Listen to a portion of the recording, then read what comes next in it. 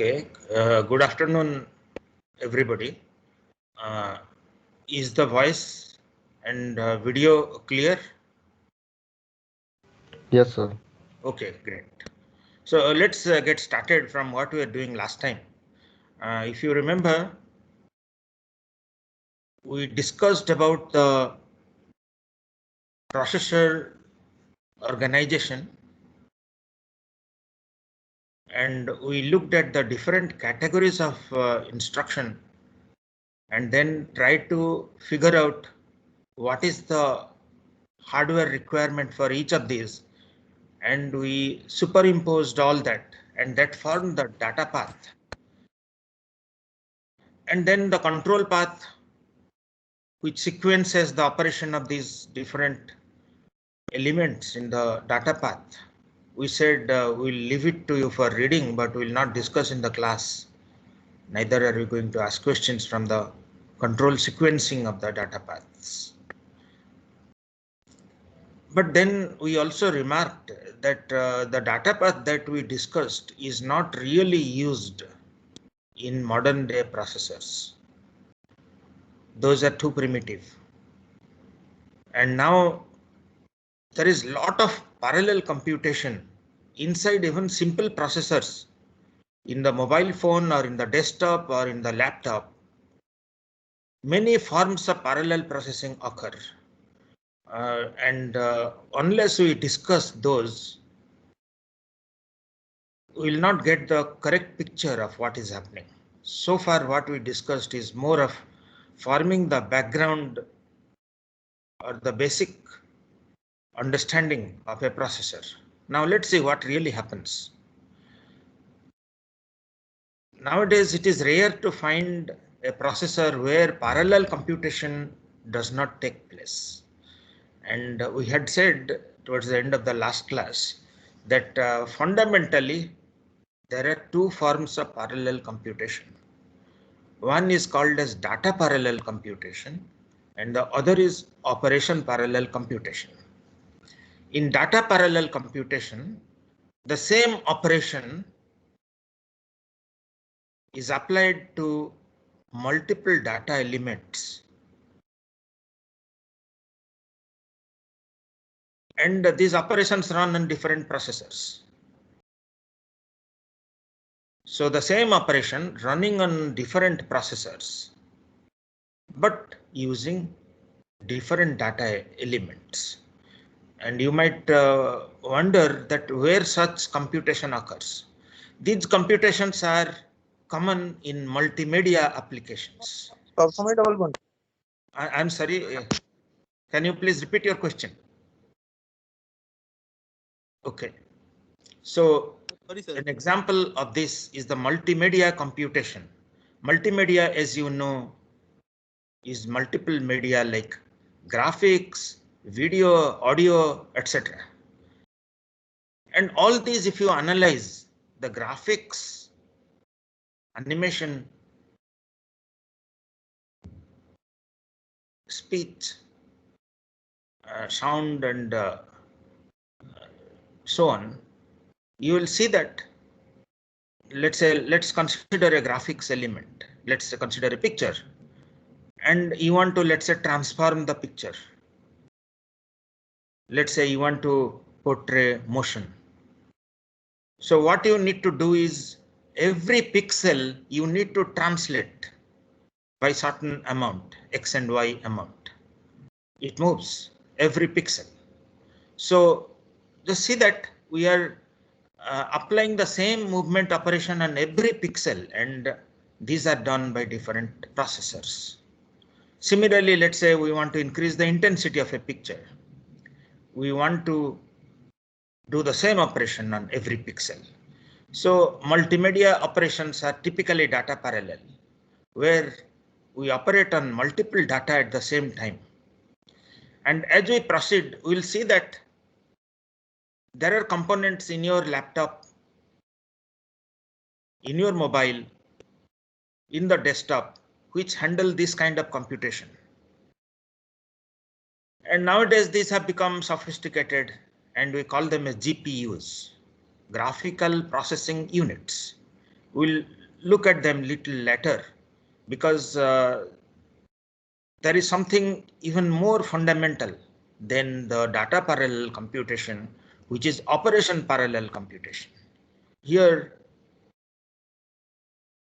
we have different instructions which execute at the same time. Let me just repeat that. The different instructions of a program are concurrent. They execute exactly at the same time on different processors. So in data parallel, we divide the data set.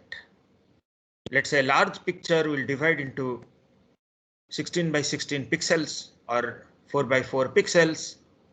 Each unit is 4 by 4 and so on, and then perform some computation on each of these data set. Whereas the function parallel or operation parallel, we divide the problem into different tasks. One simple example of operation parallel is when the instructions, basic instructions, execute parallelly. We can also have threads. In your operating system part of the course, you might come across the threads and processes. So the threads and processes may run concurrently on different processors. So these are the operation parallel or the function parallel. This is the two fundamental classification of parallel computers. Just to give an example of a data parallel computation, rather trivial example is, let's say we have a string consisting of small letters. We want to convert the string A, B, C, D, E, F into capital letters. There may be different processors P1 to P6, which at the same time do this conversion. This conversion is carried out by different processors. So just see that this conversion to small to capital, the identical work is done by every processor, but they are working on different elements. This is a trivial example, not really practical, but then possibly helps in understanding what is involved in data parallel computation. But one thing to notice is that each of these processors, they can carry out their work without really expecting results from the other processor. If the result produced by one processor is to be used by another processor, we call that as dependency in computation. And when there is dependency in computation, data parallel becomes totally bogged down. It cannot make good progress. It's bottleneck. So one important characteristic of the computation, data parallel computation, is that lack of dependency, near absence of dependency among the computations. And the examples of multimedia, that is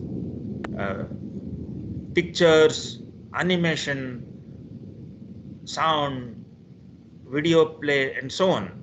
These are good examples of data parallel computations where there is hardly any dependency between the work of one processor to another.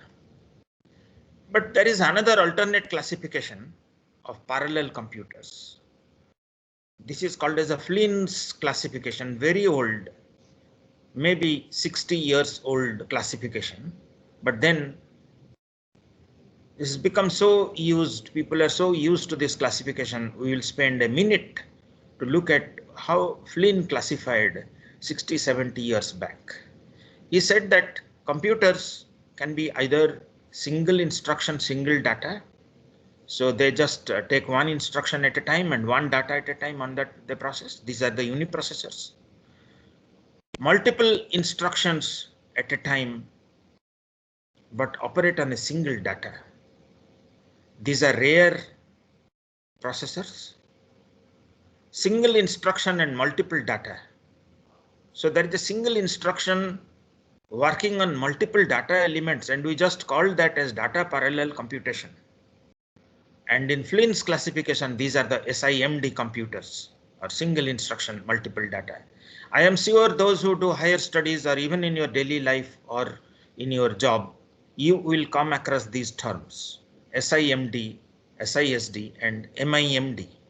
MIMD is there are more than one instruction being executed every cycle, and these instructions execute on different data. And these are the ones which we are going to discuss first. These are general purpose, present in almost every processor, and even SIMD nowadays, like vector processors, etc. These are there nowadays in every processor. But once upon a time, these SIMD computers were very rare. They were used only in scientific computations. I was talking about Cray computers. They were one of the early vector processors.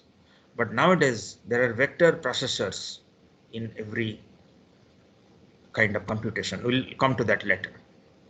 So the Flynn's classification is all the computers can be SISD, SIMD, MISD, MIMD. You might hear these terms, so I'm just telling it here. You can depict it in the form of a block diagram. The processor takes instruction stream from the memory and also data stream from the memory, and it may also update the memory, the data memory. So these are the uniprocessors, these are the SISD, this is the block diagram for that. All conventional computers, even the pipelined systems that we are going to discuss now, they will fall under this. There can be multiple functional units like 5 adders, 3 multiplier, floating point unit, and so on. So there can be multiple functional units in SISD, and also the vector processors by themselves are SIMD, but we'll see that we can also have pipelined vector processors. So the pipelined vector processors will become SISD. Right now it may look like awkward. What are these terms and so on? But just bear with. We're just discussing the terms, but then we'll discuss the concepts and the architecture, etc. behind this a little later. Just have some patience. SIMD, as we said, that there is a single instruction stream. So the single instruction is supplied to multiple processing elements or the processors, and each processor takes a different data stream and works on it and possibly updates the memory. The SIMD are the GPUs, vector processors, etc., which operate on their own data. And then multiple instruction and single data. I said that these are a bit rare. Just see here, there are many processors. Each one is having its own instruction. They are having their own instruction stream. But one single data stream is coming to this processor, and that is passing through here. The same data is being executed by different processors. And I said that these are very specialized processors, very rare. You may not come across in daily life, but they exist in the form of systolic arrays, wavefront arrays, etc. These will not be included in this course. So MISD are rather rare, esoteric computers which we will not discuss. Just the term you may hear from somebody and should make sense. MIMD, multiple instructions, multiple data, and these are practical. The multi-core computers are examples of MIMD computers. So here each core takes a different instruction stream and also has its own data stream, like a thread or a process and so on. And each thread has its own data, and they execute on different processors, and these are also important from practical perspective.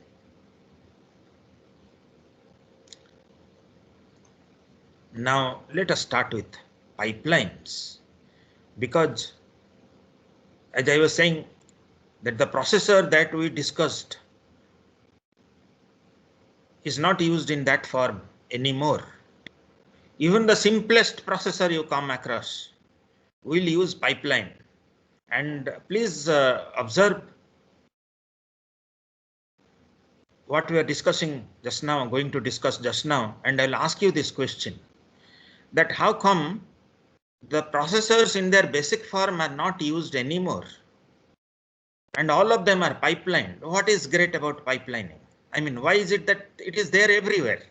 Starting from small processor to large processor, trivial processor to sophisticated processor, everywhere it is pipelined. Rare to find a processor which is not pipelined.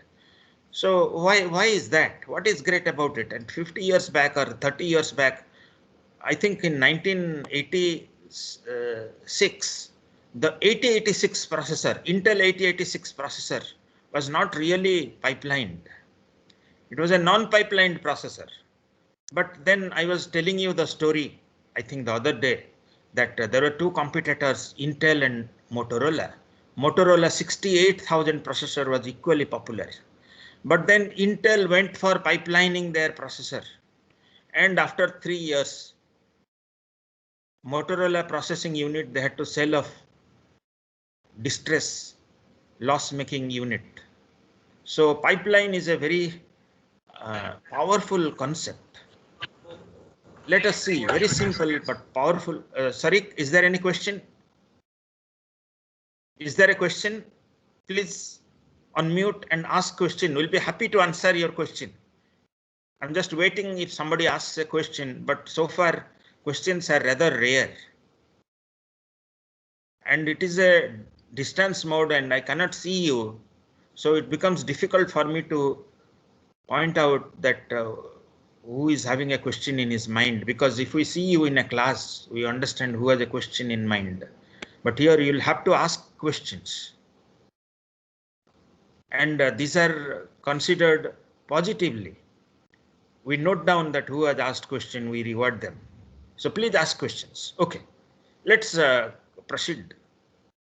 Let's look at the pipeline. What is this powerful concept?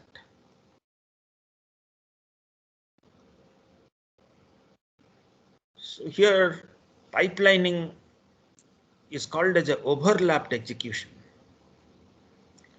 In computer processor, pipelining means different instructions are executed in an overlapped manner. Before one instruction completes, the next instruction starts execution. But then it is not restricted to the processors. We do this in our everyday applications, but we don't notice. We are so used to the pipelining concepts, we don't even notice them that we do it. And it has proved to be very popular, and we call that as instruction level parallelism, or ILP. Pipelining is an example of ILP. So what we mean by ILP, instruction level parallelism, is that the parallelism or the parallel execution is at the level of instructions in a program. That means different instructions are executed at the same time. In contrast to, we were saying about different threads getting executed, different processes getting executed. Here the instruction, like your C program, you have written 100 instructions and those instructions are executed at the same time, not in the same time, in overlapped manner. One instruction taken up, and as soon as that is taken up, the next one is taken up, and so on. And as I was saying, it is rare to find processors nowadays which are not pipelined. So just to look at an everyday example, let's say there is a college exists which admits a batch of students. And this batch of students, they complete first year, second year, third year, fourth year. And then they admit the next batch of students. And if you ask them why they do that, they say, yeah, we have to first complete one batch of student. They have to study, use their lab and all classes, and then only we'll take the next batch. But nobody does that. Everybody, every college admits students every year. Even before the first batch passes out, as soon as they go to the second year, the first year students are admitted. So what is the advantage? that the average number of students graduating per year is 4 times. And we don't need any extra lab. We don't need extra teachers. The same teachers teach the subjects to different batches and also classrooms. So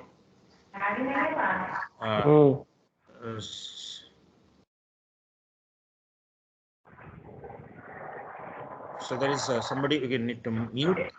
Srikanth, we need to mute you. We'll just mute Srikanth. Okay. So let's proceed. So in the pipelined version of the engineering education,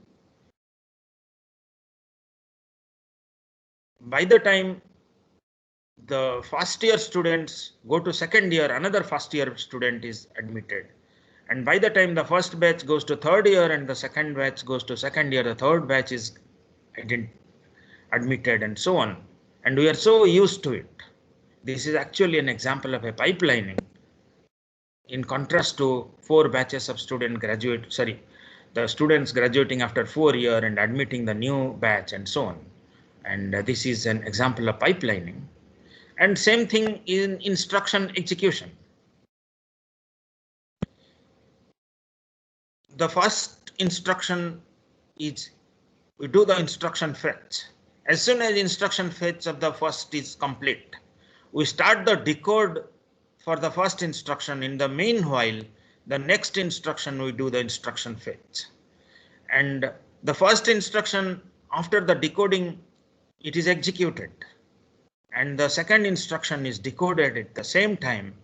And another instruction is instruction fetch and so on. So at any time, there are 5 instructions that are undergoing parallel execution. Now let's look at pipelining a digital system. What is involved there? If we want to pipeline any digital system, what we need to do? Let's say we had a computational unit which used to take 1 nanosecond time. It is non-pipelined and we used to get the result after 1 nanosecond of computation. But to pipeline it, we'll split it up into 200 picosecond units or 100 picosecond units, 10 of them or 5 to 100 picosecond units. And then we need this extra little bit of hardware, which is basically a latch or a buffer. So as soon as these green ones are the combinational units, they don't store anything, they just compute. As soon as they produce the result, this needs to be stored somewhere. And that is the latch or the buffer. And this buffer drives the next unit. So we need to split this large computational unit into small parts and also add buffers. We call this as the pipeline registers. This is one small example of an invisible register that we are saying. We said that there are thousands of invisible registers. This is one of that we have registers in between these small units. And the advantage of pipelining. Yeah, please. Yes. In those buffer register, won't it take time in loading and then storing them? Yes. Yes, Sivans, good question. So it is a bit of a time. Let's say 200 picosecond it takes computation time. We may take 5 picosecond to store into the latch. So yes, very correct. We need little bit of overhead.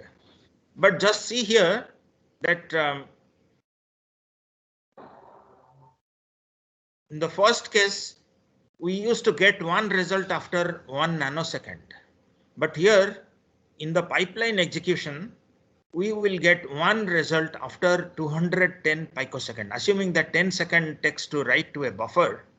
So the first one comes here, writes here, and then it drives this. The second one comes in and writes here, and by the time this one comes here, and so on.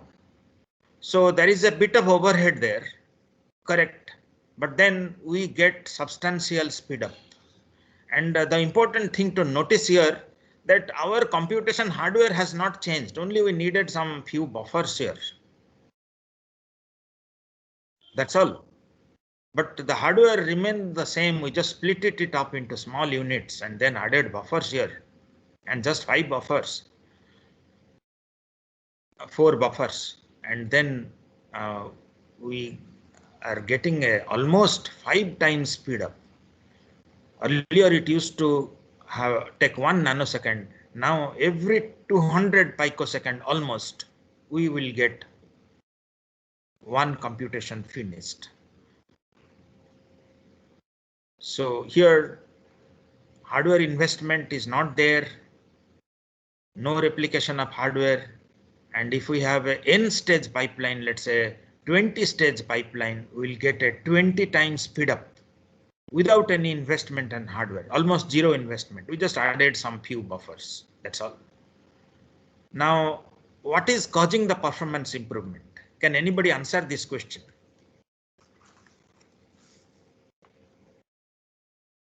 So how do we get components of so the different components are working at the same time when we pipeline? Okay, very good. So Archit, he says that we are keeping the units busy. See, earlier, if you notice here, once the computation, the initial part was complete, it used to idle and the other parts used to take up. But now what we are doing is we are keeping the occupancy rate of all the hardware here much higher. They're almost always busy. So the trick here is that we are keeping the different units of the hardware as busy as possible. It's a major advantage because the programmers don't know. They have just written a C program. They don't bother how it is getting executed, but inside it is getting executed parallelly. No special effort from the programmers. Whereas in a thread level parallelism or process level parallelism, the programmers have to identify the threads and write the different threads, thread synchronization and all that comes. Here nothing, the same program, just giving you 20 times speed up. Very nice. So a k-stage pipeline, let's say we have n instructions. Now how many cycles are needed? We have a k-stage pipeline and we have n instructions. So the first instruction that comes takes k units of time to fill up the pipeline. And then the rest of the instructions follow it, and each one comes out in one cycle. So the k cycles for the first instruction, because as it graduates one after other unit, pipeline unit, it takes k cycle for the first output, first instruction to complete, and rest n-1 in one cycle they complete, one cycle each. So k plus n-1. And if each unit takes tau, the total computation time is k plus n-1 into tau. On the other hand, in the non-pipeline processor, it will be nk into tau, because each of the instruction will take n units of time, n clock cycles.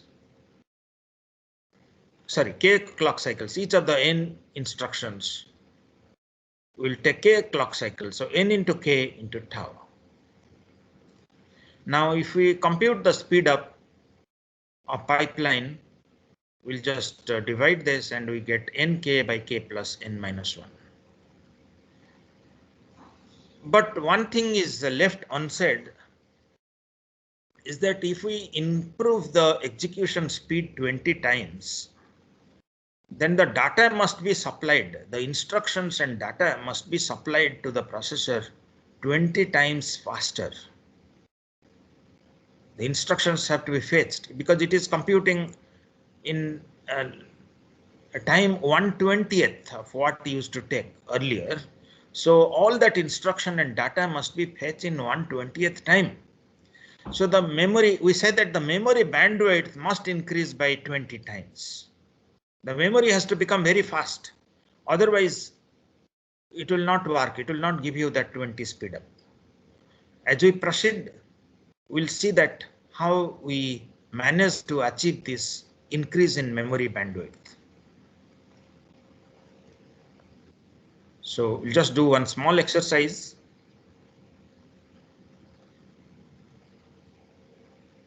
In a non-pipeline processor, the computation used to take 180 nanosecond. And we are using a 4-stage pipeline. And the pipeline cycle time, that is each unit of the pipeline, each stage of the pipeline takes 50 nanosecond. So what is the speed up for an infinite stream of instructions? A very easy exercise. So there are 4 stages and each instruction, and since there is an infinite stream of instructions, we can assume on the average an instruction completes in 50 nanosecond. Because if there are only 10 instructions or so, we'll also have to consider how much time it takes to fill the pipeline. So it will be n into 180. Okay, this is the formula we had discussed, n plus 4 minus 1, because n is very large. We'll just ignore it here, and therefore it is 180 by 50, which is 3.6. Please work this out. And today we had announced a quiz, actually, it's about 20 minutes. Tridhara, are we ready with the quiz? Yes, sir, I'm ready. Okay, great. So we'll stop here. Continue from this point Thursday's class. Please attend to your quiz 7 today. Thank you.